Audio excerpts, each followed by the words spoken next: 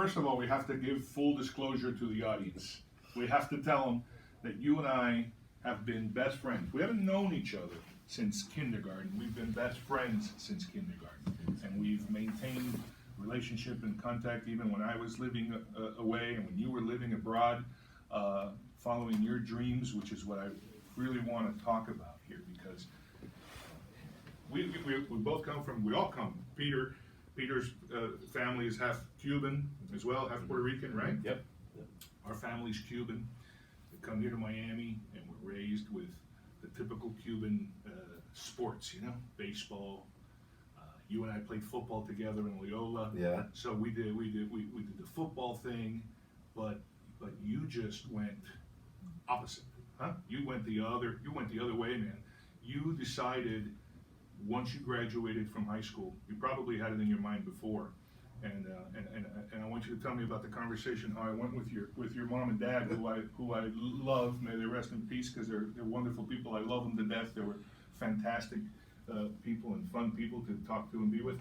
But it was a conversation that when you said, I want to be a race car driver, and I can't do that here in Miami, I'm moving and leaving to California at 18 years old.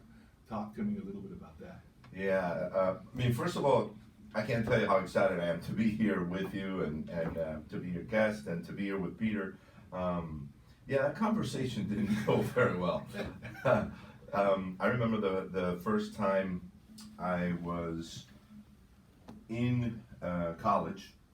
I was going to Miami-Dade at the time, and I told my parents I'm going to a competition, this racing competition at a racing school in France, where the winner gets a full year sponsored racing to race in the French Formula Renault Championship.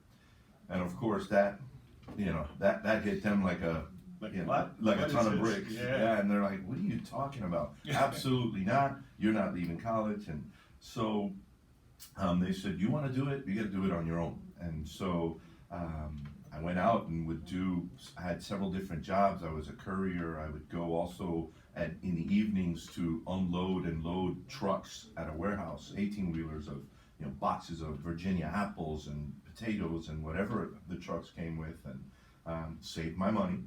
Went to the racing school. This is 1988, maybe 1 or 2 years out of high school, and I mean just that trip alone was amazing. It was the first time I ever really traveled by myself, going to a country I didn't speak the language. That was a lot of fun. And then where was that? Where did you go? I went to the Elf Winfield Racing School at Paul Ricard Racetrack in France. This is what you saved up that money for to go to that school. Yeah, in the south of France, wow. Which was just it was like a scene out of Planes, Trains, Automobiles. Wow. Fly to Raleigh, Raleigh to Paris, Paris take a taxi to the train station to the central train station in Nice, to jump on a local train and trying to speak the language. I remember being in the train cart trying to order food, and I would have to wait to see what people were getting, and I would just say, I want one of those. One of those. Yeah. So yeah, I mean, for my parents, it was a shocker. And then I come back, I did well. The first stage I won. I got invited back. I got a certificate of merit, which paid for the competition. I just had to pay for my travel. And I come back all excited. Hey, look at this, thinking they're going to pay for me to go back. They're going to be excited. And they're like, great, but we don't want you to be a race car driver. And, they're making it difficult for you because they didn't want you to do it. It's a dangerous sport. It's a very dangerous sport, and they wanted to stray you away from doing that. And the uncertainty, like you were saying, it wasn't a traditional sport, a traditional skill set, right? Yeah. It was very untraditional, which required you to go to another country and get this level of training at a very young age. Yeah, and the risk involved of not only the travel, which as Cuban parents they worry just when you're getting on an airplane, let alone you're in this foreign country. There was no cell phones or anything like that. You would just call. Put yourself in those shoes. Just your kid. I mean, my son at 18 years old tells me I'm leaving to France to go race cars, and I'm going, no, number one, you're not going, and if you actually are going, I'm going with you. Because I can't. Yeah. It's crazy. Yeah. Sure.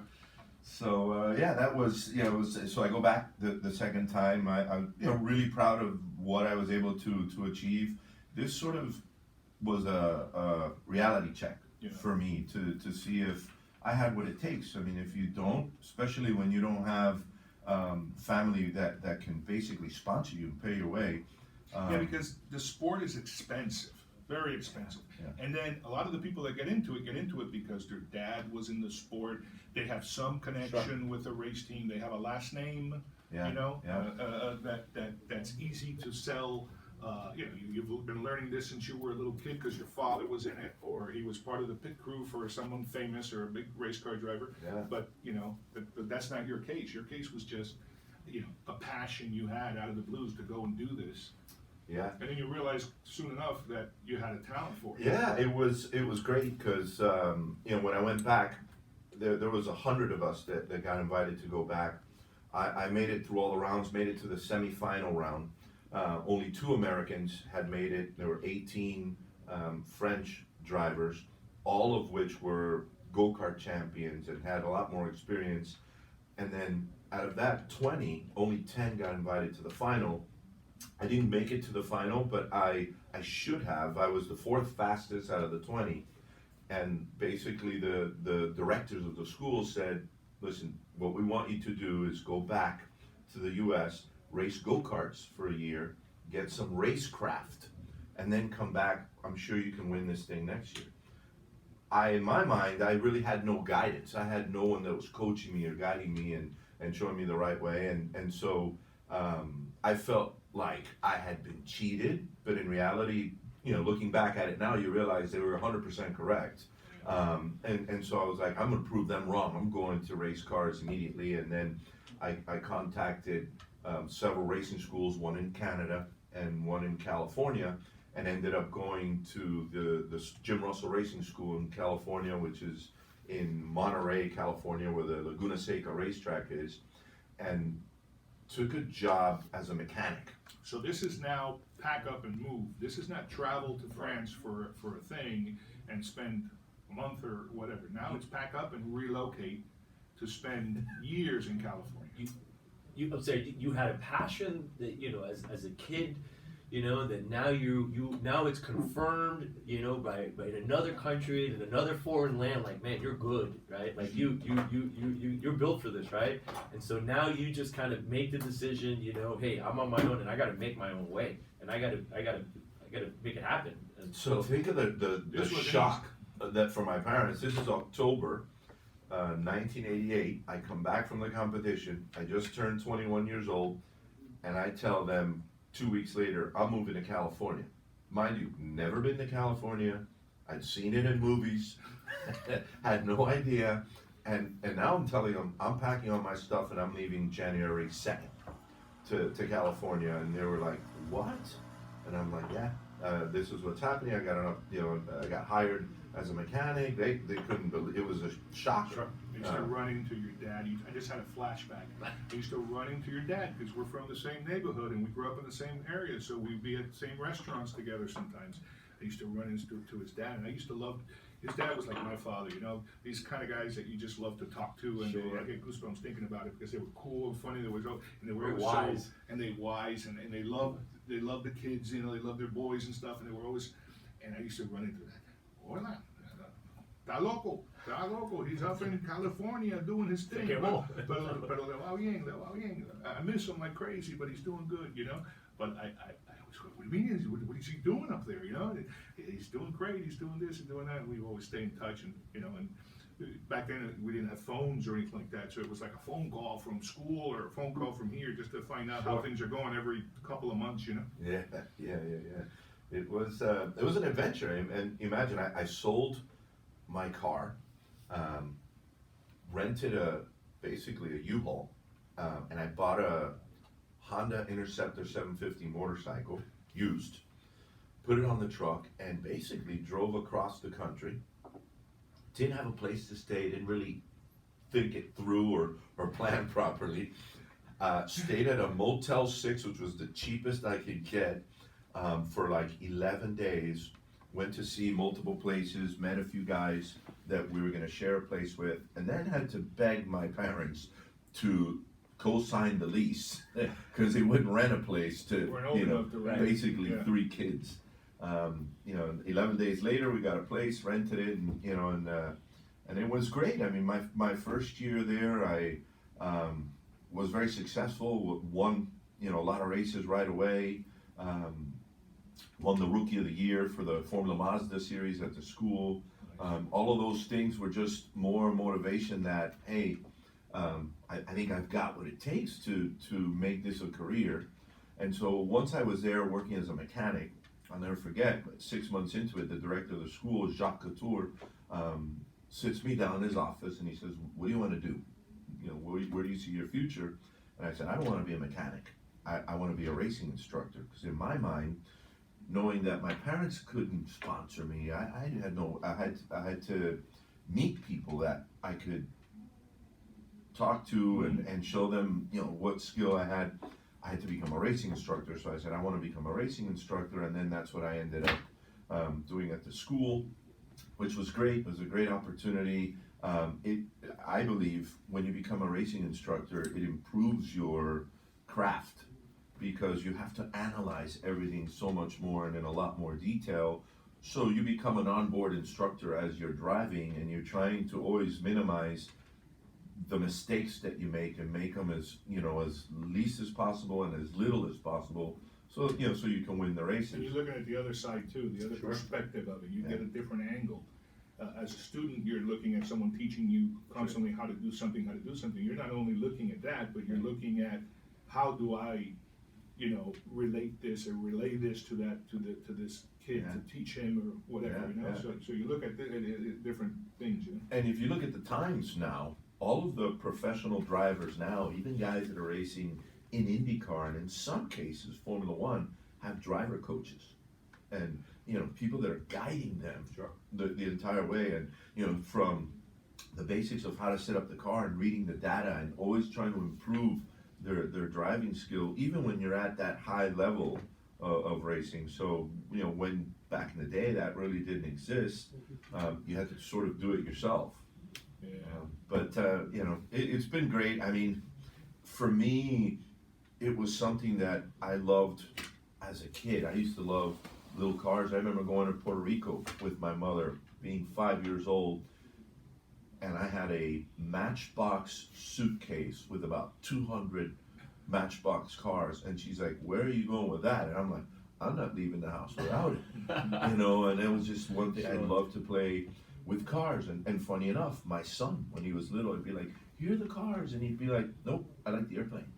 And it wasn't there. The passion wasn't there like it was for me, and to the point where, I mean, gosh, I remember great fond memories of Michael's father, who I loved to death. Great stories for me that we sit and laugh sometimes. We were able to tell him this story later on. Much later. Much later. You know, and we knew we could outrun him at least. I would sit in the exit of the school right on Coral Way, about 102nd This is Avenue. Loyola. High School. Michael's father would come pick up Michael, and I was sitting right at the exit, and I'd be like, "Hey, what are you doing? Chia la llanta, you know, peel out." And Michael would be sitting in the front seat, and he'd be there with his cigar and the windows down. And he had a white Pontiac Grand Prix. Grand Prix with a 400 or 450 and it had a V8, 454 V8, big block, and he would power brake that thing and just light up the tires and leave the school, and just, I'd be like, you know, the happiest kid out there. Smoke but everywhere. barreling smoke like a drag racer. And the You got your disciplinary fix. Rivero, the disciplinarian, would yeah. come out, and he'd be like, "Who was that? Was that Bullis?" I'd be like, "Nope, I don't know who that was." And he knew exactly who He it told me was. the following day, he'd come out, and everybody was scared of the disciplinarian in school. He was just a rough-looking, you know, tough guy that he was the one that would take you and give you detentions and pull kids out of the classroom with by their hair if he had to. You know, back then nobody cared about whether they hit you or they Right. And he got me out, and he says, "Tell your father that I don't want him doing that anymore outside the school." And I said, "Oh, I ain't gonna tell that to my dad. If you want to tell that to my dad, you're more than welcome to. Just don't do it in front of me, because I don't want to be there to watch." And he never did. He never did until my father. And I did tell my dad. And my dad was like, "Yeah, let him come and tell me. When he comes and tells me, we'll see." And then when I would go to Michael's house, we were, I don't know, 12, 13 years old.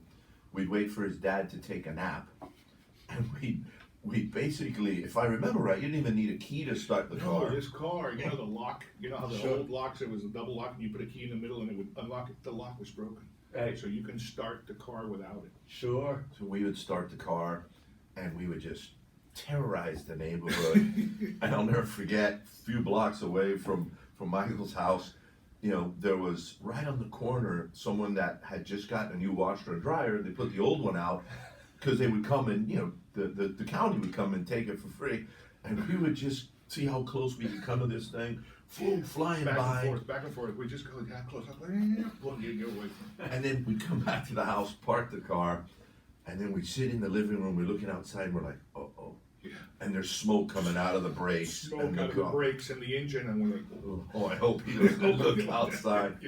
Oh my We do that all the time. It's just, I managed to convince my mother and father at 14 to buy me my first car a month before I even turned 15.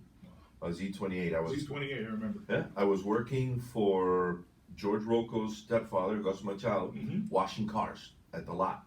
And the Z28 comes in, I saw a rainbow, doves were flying, angels were singing. I wanted it. And so I came back and I somehow convinced them that it was safer and smarter to get me the car that I was gonna be able to practice with, you know, for the year that I had my restricted. And they did. Gus gave them a super good deal. They got me the car, and there I was. And then immediately, as you know, my father owned a Cuban cafeteria. I would work Cristo. Montecristo. Montecristo. Oh man, it was Yeah, tough. yeah. We'd leave Loyola, skip school, and we'd go to Montecristo, and his father and his mother there, we'd eat the best Cuban food you can imagine. So good. The best Cuban food you can imagine. Yeah. And so I would save my money. I worked as a busboy, and save my money, and I would until I would be able to buy all of these racing parts for the car. And I basically redid the whole engine. And the racing I would do was just mainly drag racing and street racing, which I think back now, and I'm like, I'm amazed I'm still alive after the crazy stuff without any real skills and talents or anything like that. And it was just something that I always had passion for. I mean, I had a question You want about more that. coffee? yeah. I had a question about that because you took a passion and you look at it today, right? Today everybody's all about find your passion, find your purpose. In schools are teaching that, and back then that wasn't it wasn't so much something that was pushed a lot or supported a lot, right? But you took that passion, you went after your dream, and you realized I have to put a lot more hours into it. It's a profession, it's a job. It's not just my passion. Sorry, I fucked up. the coffee maker. All right. They get so They get jammed, right? That's where I think Nelson comes in. Oh no, Nelson, come fix the coffee maker. It's stuck in there. All right, I'll get it now. Don't worry about it. I'll get it now. Yeah. But basically, you took this, and you mastered it, and you did that. You obviously ran into some, more troubled times, or some times where you confronted mountains or other challenges. Talk a little bit about that as far as in your career, and how you overcame them, and how you kind of went back to the basic roots of racing, which is a risky thing, but making the right key decisions during the times that it gets tough. Yeah, Peter, I think everything happens for a reason. I was very bummed, as a 20-year-old to not win that competition in France. But then it takes me to the racing school in California, which then my second year, 1990, when I'm an instructor there, I'm leading the championship. I am the guy to beat, track records, everything's going great. Last race of the year, I'm ready to win the championship. Car breaks while I'm leading the race, pole position leading, car breaks. I lose the championship by 1 point. Yeah. I finish second in the championship. But I'm not happy, but at the same time excited because the first and second place finishers in the championship are sent to England to go through this World Scholarship Festival with the champions from every Jim Russell school in the country, in the world, from Canada, from England, from the US. So I go to England, I get the opportunity to go there, because really my goal was to race Formula One. And so I get the opportunity to go to this competition, which I make it to the final. I win my first race, finish third in the second race. Now I'm in the final. And lucky enough, here I am in the final, and I'm leading the race, fastest lap of the race. The winner gets to race in England in the Formula Vauxhall Lotus Championship for a year. So I'm already leading the race, picturing myself, in England, and all of a sudden the car starts popping out of fourth gear. Oh. That was a huge heartbreaker for me, because I went from leading the race to getting a full year of sponsorship, which is really the only way I can race. Yeah. It's right. All or nothing. those kind of deals. Because I don't have family that can put their name on the side of the car, and you can just go to the next level of racing. So that was a heartbreaker for me. But again, it's things that needed to happen Sure. in my life to get to where I'm at now. I go back 1991 as an instructor. I meet this Mexican businessman who doesn't speak a word of English, and so I'm his instructor for the 3 days. He just bought a racing team from a famous Mexican racing family called the Jourdains, Bernardo Jourdain, who raced Indy cars here in the U.S. And he bought a Formula 2 team, so he invites me to go do a race in 1991. Things went great. He has 2 drivers. He lets me drive the spare car, and I was very lucky that I out-qualified both of his drivers. I finished better. I did a much better race than both of his drivers, and he offered me a contract that day. Well, you weren't lucky. You were very well prepared. I think and so. kind of opportunity hit, and you landed it. You were prepared. Yeah, and being prepared, and it brings a point of one of the instructors at the school at Jim Russell that I was racing with had just gotten a deal to race Indy cars. His name's Jan Beekes, who's a famous TV commentator for racing, and he was the guy who worked out hard. And he got me into working out hard and watching, what I ate and how important it was to be prepared for when the opportunity came. And then so things went well. He invited me to go back, even though he wanted me to leave and move in 91 right away. And I said, I can't. I'm leading the championship again. I win. I missed winning it last year. And so he's like, well, come back to do whatever amount of races you can for next year. When I go back to the second race is when I meet my wife Angeles at the race. And so, long story short, This was in England? No, this was in Mexico. Mexico, yeah. So the first race I did in Mexico was in a city called San Luis Potosí. There's some coffee there. Thank you. La Llave coffee for you. The best coffee, my favorite coffee, my favorite Cuban coffee, no question.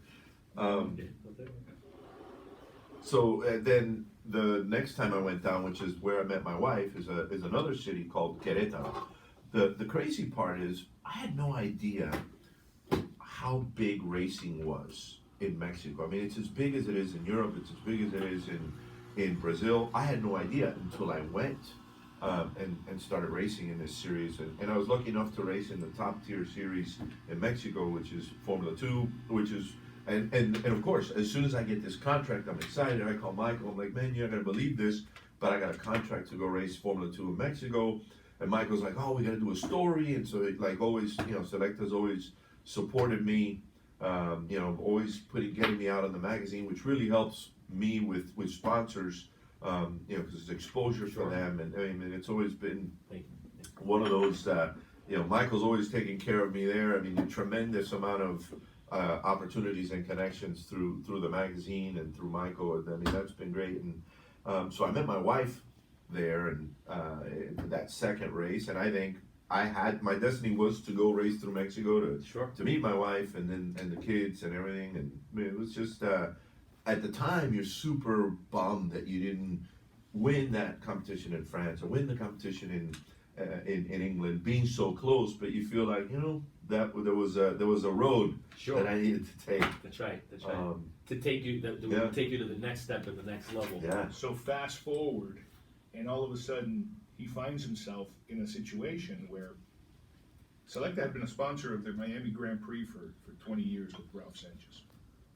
Ralph had sold it to the Homestead Speedway and Hacienda, I think it was, and that was the end of that. It went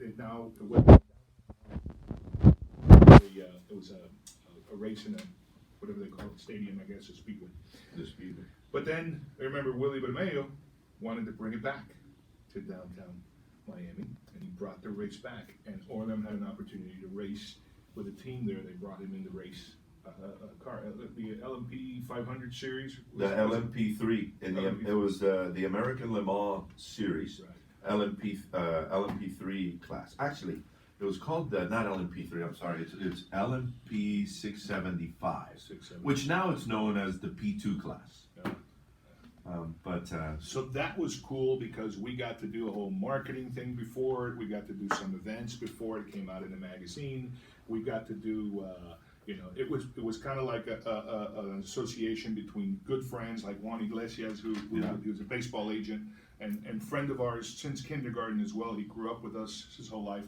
Frank Dome, who's been a friend since little kids, you know, with his connections, everybody kind of got together there, and with all the things that he did, and we all kind of put our brains and our brawn together to kind of be a part of it, and it was probably one of the funnest and most exciting experiences of my life, because to see him there, to see him live, to see him, racing. Started off. What would you start off at? You started off that race at what position? I qualified sixth. Sixth. And then I had to share the car. I was the third driver in the race, which usually the way they do it in pro racing is the quickest driver finishes the race. And so when I got in the car, we were in sixth place, and I was able to make up positions, and eventually we got into second place. Second place, nice. And you had Andy Wallace behind you in third, if I remember. And the only reason I remember that is because Andy Wallace, a month before that, was I think a month or two or whatever it was before that, I was in Le Mans, France, in the 24 hours, and he was racing for Bentley. Yeah. And I got to sit down and interview him and talk to him, and kind of was in the pit with him. So I got to know him a little bit, and next thing I know, you're running second and he's in third place. Yeah, that was really exciting. That was, for me, it was a big deal because, Andy Wallace, Butch Leitzinger, all those guys were guys that I looked up to and would hope to race with one day, and, to see that I had the ability to be just as fast and in this case faster and run in second place, and was great. For me, that race was one of the best memories of my career, simply because I had always raced away abroad from Miami, whether it was in France or in California or in Mexico, and my friends and family never really got to see me race. Yeah. So to have everyone there, the energy that brought, and the excitement was incredible. And then the ability to have done well, where we were literally running in second place all the way to about 5 minutes to go in a 3-4 hour race. Then we had a shock absorber fail, which made the car very difficult to drive, particularly inside the walls of the street. Any mistake, and you put it in the wall and the race is over. So you really had to back down. And of course, Andy was coming, charging hard. He could smell the blood. Right. So, and I'll never forget where we had we had sort of this hospitality area where everyone was watching the race from at the end of the straightaway. It was second to the last lap, and Andy was coming, and I didn't want to give it up and almost put it in the tire wall, but I let him by and finished third in the race, so still got on the podium, which to me was really exciting, because being able to do that in front of my friends and family was you raced as a kid? Yeah. I jumped a 12-foot fence that was wobbling to be able to get there, and I didn't really jump it. I climbed 12 feet, because a lot of people weren't allowed in there, and we were just sponsors. He was on the podium with the champagne, and they were doing the whole thing that That's they do, cool, you know? man. And That's I'm so like, cool. I gotta be there. And there was a 12-foot fence that I climbed, and then I didn't know how to really climb down, so I just kind of dropped down from the 12-foot, went boom, landed on the ground. I don't know what happened to me, but I didn't feel a thing. I was so excited. I got up and we ran up there, and we were just like right there, and we have great pictures. We did a thing in Selecta with it.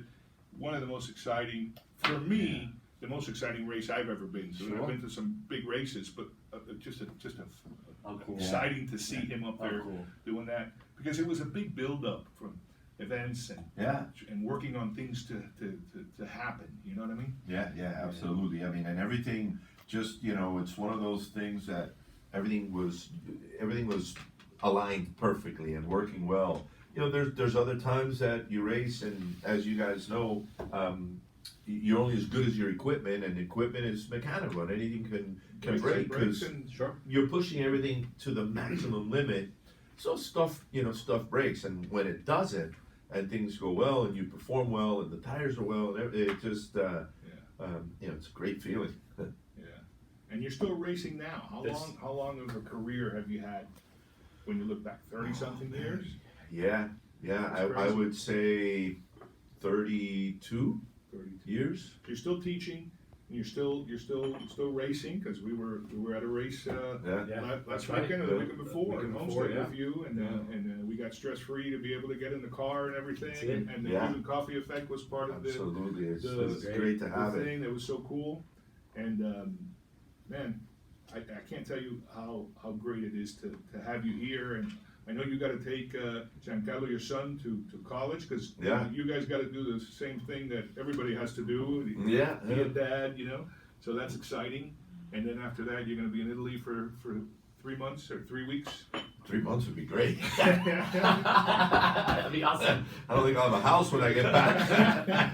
But 3 weeks, we're the perks of traveling a lot, the points and everything. So we're taking advantage of that, and also to try to not cry every day that I don't have my son at home for the first 3 weeks. That'll help take the mind off of Because it. you're doing stuff with Dodge still. You're doing teaching with Dodge, and I think who else did you Chrysler at one time? Well, you've done So- with everybody, and so now you're going to do Porsche. Yeah, so I get an opportunity to work with a lot of different manufacturers. I do a lot of work with FCA because Fiat bought the Chrysler group. So Fiat owns Chrysler, Dodge, Jeep, Ram, Alfa Romeo. Wow. So whenever they have new products come out, I get the opportunity to test the product months before it gets to the dealership and design these drive courses that we go out and are basically like a traveling circus around the country, setting up these events for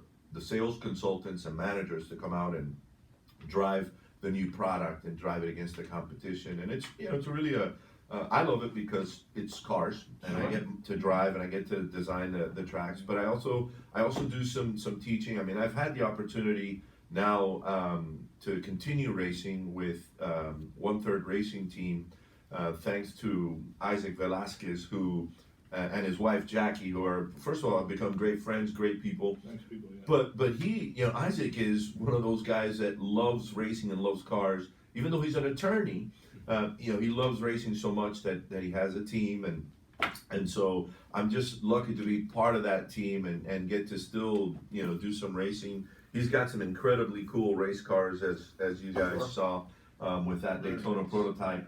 And so the opportunity to when he brings in drivers and I get to coach them still, and I get to co-drive is really just just a great opportunity to do that. And then, like what we were talking about, I'm gonna now become a certified Porsche racing instructor and do a little teaching with the Porsche racing experience in Birmingham, Alabama. And it's just You got another race coming up here soon, no, in October, I think it is? yeah, October 19 and 20. That's going to be cool. Which is cool, I think, and you got to meet Tico. Tico Almeida is a famous Cuban race car driver from the 70s and the 80s, who had his own race team, High Tech Racing, and he ran in the original Miami Grand Prix, and he's a guy that now has started a local racing series here in Florida called FARA, Formula Auto Racing Association, and thanks to him, he organizes these races and makes it affordable and Fun races too to go see, because you're not sitting in a Sure. stadium watching, cars go around far away. Now, you're really involved, That's and right. you're there, and you get to come in and really meet the drivers, the way they set it up, and you get to see the cars and touch and feel them, Sure, all you kinds of experience the So behind the scenes. it's a great day out Yep. there in Homestead to go to those, Yeah. Yeah. races. And he does a great job. You make a great point because first of all, he doesn't charge for tickets. You can go pick up a free ticket. You can print one from the website, and then unlike in pro racing, you go to a NASCAR race, you go to an IMSA race, you go to Formula One, IndyCar, you can't get near the drivers and their teams and the garages when the cars are lined up to go out, which is called the pre-grid before it goes to race. You're not allowed. He does the opposite. He opens the doors to the garages for all the drivers, and you guys saw. Sure. You get to walk around, and he makes the drivers zip up their suits, no matter how hot it is, and it's hot with Sure. the 3-layer suits. When it's the pre-race and the grid is set up, and they're allowing the crowd to go, you have to be with your suit zipped up because Your helmet there in the car, and people taking pictures. photo and all kinds of opportunities things. with everyone, and it's just a Sure. really great atmosphere that he's created. Yes, it's a fun day. It's a very Yeah. fun day to go out there. Man, I'm looking forward to going out and seeing you again. Yeah. It's always a blast to do that. I know that, and we try to get together as often as possible whenever you're in town because you travel quite a bit. But thank you for coming. Thank you for being here. This is going to be a really cool podcast. Look forward to seeing you again, and good luck taking Giancarlo to his school, and good luck in Italy. Thank you, man. Thank you. This has been a treat to be here. I mean, I had a great time. This is a great opportunity. I think this whole podcast is awesome. I can't wait to see it. And it's just been great being here and chatting with you guys. It's awesome. Cool, brother. Thanks, man. Thanks, man. Peter? Buddy, cigar? Verdad, espérate. This There's is what the Cuban coffee is. Yeah, man. And this way you're going to be able to enjoy. How many boxes are you taking to Italy with you? Like 3 or 4 boxes of cigars? 3? 3. I went and saw George and Felix okay. at. Well, here you're going to be able to at least take a couple of. Oh Opus my X. God! Look at A those. couple of nice Opus Look at X, those. courtesy of Carlito Fuente. Beautiful. and, I'm gonna- and Liana Fuente, who sends me these Thank great you. cigars. That's And fantastic. those, as you know, those are for the special dinner that you have with your wife, with Angeles. When you have that real special dinner and that special bottle of wine, that's the one you got to smoke. Do you think she'll notice if I don't give her one of these? That's funny. That's funny. That's good, man. cool. Were you taking some of Galan's? I'm taking. I bought a couple boxes of Galan, and I'm taking a box of Vegas. Vegas, nice. yeah, Those are- that- those are- Yeah. That's Mikey's favorite. Yeah. Mikey loves that Yeah. Galan in So Vegas. yeah, it was great. Last time we went, last year, you couldn't find cigars anywhere, and then when you did, they were extremely expensive. I said, Sure. oh, Yeah. this won't happen again. You're taking your own. So this reminded me of a quick story of when we were at a selector party, and Carlito is sitting at the table, and he hands out these special cigars that are just for the family Really only. sad, Orlam. God, 20 something. it's got to be 20 years ago at least. Yeah. And so he hands one to Angeles, hands one to me, and I'm thinking, oh, this is great. I got one for later. And I'm gonna smoke this one now, and I fired up. I'm enjoying it. Back I then, look we were over. smoking at the the gala. yeah. Right. 800 people, black tie at the table. You could smoke wherever you wanted back then. So I'm smoking. I look over. My wife, who never smokes, has got this other cigar lit up, and she's puffing it. And I'm just like, "Are you kidding me? You have no idea what an amazing cigar you have." Yeah. But she likes them. She likes them. Now cigars. she Yeah. she likes cigars, so yeah, Cool. might have to hide one of these. That's funny. Good, man. Good. Great. Well, but now this was good, man. I liked it very much. So. Hey. Thank you, bro. This is great, great. man. Got it all, brother. Thank You you got it, so man. much. This is such really a cool, man. this is such a treat. I feel like a pro driver again. Wait, but you really, Michael has told me when we met, a while back, he's like, oh, you gotta meet Orlam, he's been in racing and this and that, so before meeting you, And then we've always talked about it, and for sure, it's such a cool thing to be able to do that, man. And, you know, racing cars, man, doing what you do, you know, that's doing it and making a living out of it. Yeah, you know, and that's now really is more of just a hobby, Right. fun, you know. Sure. Yeah, but the message that you, with your story that you give and that we're gonna put out That's there, right. the message is you follow your dream, Yeah, man. do what you like. Kick ass and work Because hard and you're do gonna it. work hard. Don't Yeah. just do any little Right, thing, right, you know. yeah. But you went up against all odds That's because nobody, you didn't have much of a connection. No, together. you didn't have- Sometimes life takes you a certain direction. You didn't wait for life to take you that No, he direction. created You his own decided, path. you You opened your created path. your- I can't tell you. I mean, you were the few that were positive and, you know, encouraging. I can't tell you how many Other people would people be that were like, like, dude, this No, is for but- millionaires, you know, what are you doing? You know, when are you gonna get a real job? When are you, and, Right. you Yeah, know, no. and, you know, You like can't do that my thing. sister being one of them, you So, know? yeah. And, you know, and the fact that I was able to, start doing these events with with automobile companies was because I have this engineer that I had in 1993 in Formula 2 in Mexico. He said, man, a lot of pro drivers are doing this on the side to make extra money.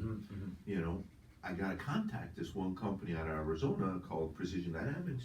Boop. And so I called them up, and that was how I did my very first Chrysler ride and drive, which I got to show you today. Someone posted on Facebook when we were doing for the Ram pickup truck. We had this off-road course, and I was driving a white rental minivan, and we would have this hill that we would build at each city called Blue Sky Hill, because when you're driving up the truck, you would only see blue sky.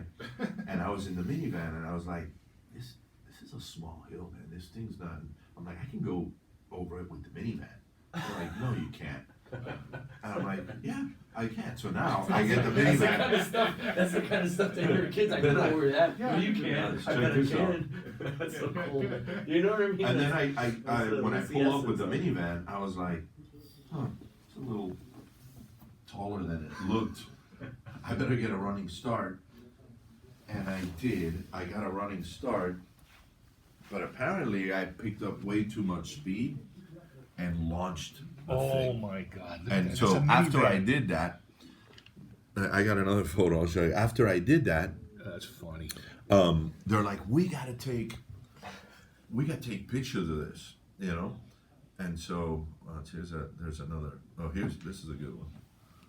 Look at that, man. So we took another picture and we're like, we gotta get the team in there, open the door so they could see us all in the, so I launched this thing like 3 or 4 times. That only feels This is while I was racing in Mexico, you know, you have all this adrenaline and, yeah, and so the owner of the company is friends with us on Facebook, and he posts now, I knew you bastards were up to no good. Yeah, I did an event with Chevy here in Moroso.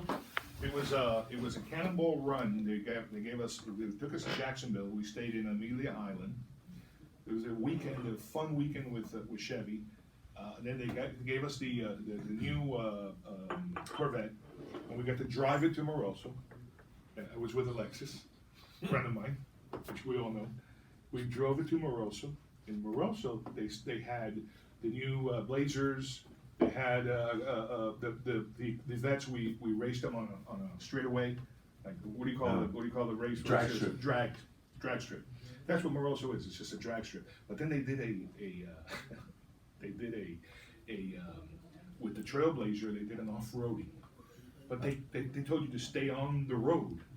And I'm with Alexis, and we're doing this thing and this and that, and you know, I'm a Jeep drivers and this and that, and Alexis like, no, go Florida, that way, man. go that way, go that way. I go, it's not the road. He says, yeah, but this is 4x4, go that way, go that way. We took off and it was great for the beginning. Boom, boom, boom, boom. Now we're really off-roading with this car, we're really testing it out, until we went, boom, boom, boom, boom.